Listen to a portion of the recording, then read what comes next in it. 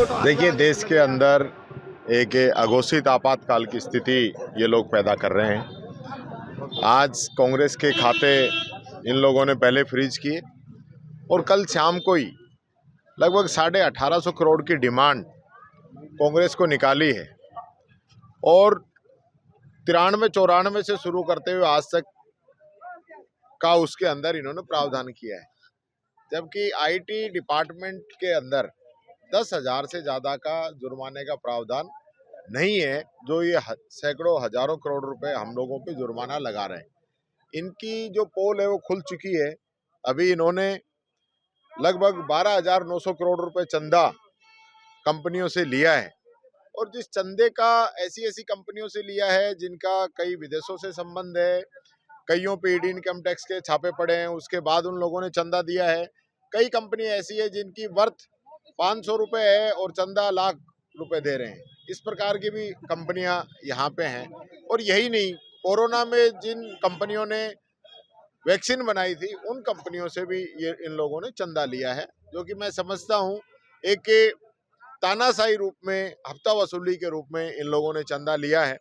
और जिस प्रकार की डिमांड हम लोगों पे निकाली है, 14 लाख रुपए की जो एंट्री है, जो एक इनकम टैक्स का एक कानून था कि 20,000 रुपए से ज़्यादा जो कोई देगा तो उसको अपना इनकम टैक्स का आधार कार्ड या पैन नंबर उसको देने पड़ेंगे। बाद में नियम 2,000 का हो गया कि 2,000 से अधिक की राशि आप लेंगे तो आपको इनकम टैक्स का पैन नंबर देना पड़ेगा।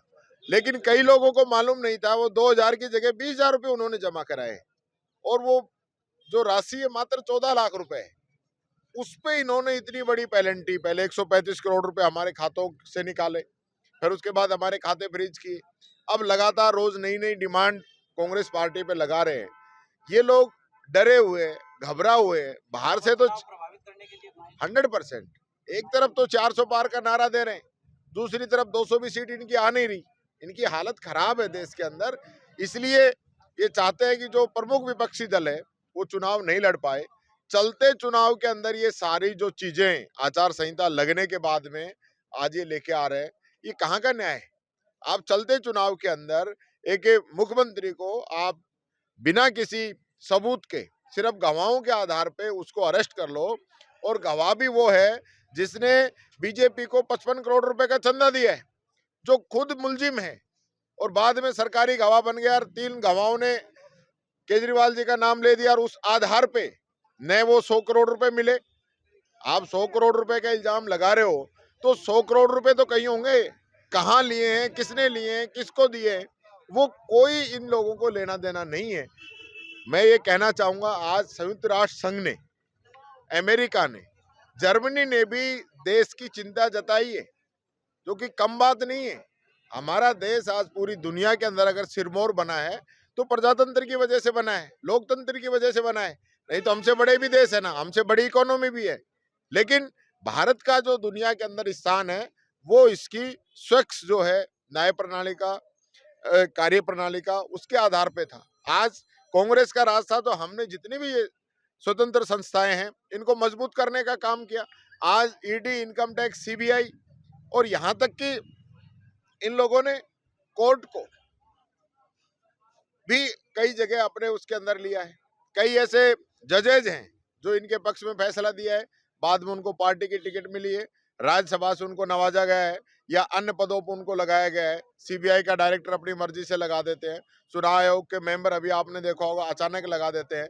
तो देश के अंदर जो जिस प्रकार से इन लोगों ने एक तानाशाही पूर्ण रवैया जो अपनाया है, इसका कांग्रेस पार्टी पुरजोर विरोध करती है। और जैसा कि कल हमारे नेता राहुल गांधी जी ने कहा है कि जो लोग आज सत्ता के अंदर बैठ के जाति कर रहे हैं, कानून का नाजायज उपयोग कर रहे हैं, फायदा उठा रहे हैं, वो सारे लोग अंदर होंगे। इस चीज की गारंटी राहुल गांधी जी ने दी है। आयकर विभाग द्वारा कांग्रेस के बैंक खाते सीज करने और 1800 करोड़ से ज्यादा की पेनल्टी डिमांड जमा कराने का नोटिस जारी करने के बाद पूरे देश में कांग्रेस कार्यकर्ताओं द्वारा विरोध प्रदर्शन किया जा रहा है। इसी कड़ी में अलवर जिला कांग्रेस कमेटी द्वारा नेता प्रतिपक्ष टीकाराम जूली के नेतृत्व में मोती डूंगरी स्थित आयकर कार्यालय पर प्रदर्शन किया गया। इस दौरान जिला अध्यक्ष योगेश प्रधान सहित काफी संख्या में कांग्रेस कार्यकर्ता और पदाधिकारी भी मौजूद रहे। इस मौके पर नेता प्रतिपक्ष टीकाराम जूली ने केंद्र की मोदी सरकार को जमकर घेरा। जूली ने कहा, देश में अघोषित आपातकाल चल रहा है, तानाशाह रवैये से सरकार काम कर रही है। उन्होंने बताया कि आयकर विभाग ने कांग्रेस के खाते सरकार के दबाव में सीज किए हैं। कांग्रेस के खाते से 135 करोड़ रुपए निकाल लिए। मोदी सरकार ने न्यायपालिका में रहते जिन जजों ने उनके पक्ष में फैसले दिए, उन्हें राज्यसभा भेजकर प्रोत्साहित किया गया। सीबीआई और चुनाव आयोग की नियुक्तियां मन मर्जी से की गई। देश में आयकर, सीबीआई और ईडी जैसी संवैधानिक संस्थाओं का दुरुपयोग किया जा रहा है। जूली ने दिल्ली के मुख्यमंत्री अरविंद केजरीवाल की गिरफ्तारी को नाजायज बताया। जूली ने कहा कि आज देश में लोकतंत्र खतरे में है, इसलिए जर्मनी और अमेरिका भी भारत में निष्पक्ष चुनाव कराने के लिए आवाज उठा रहे हैं।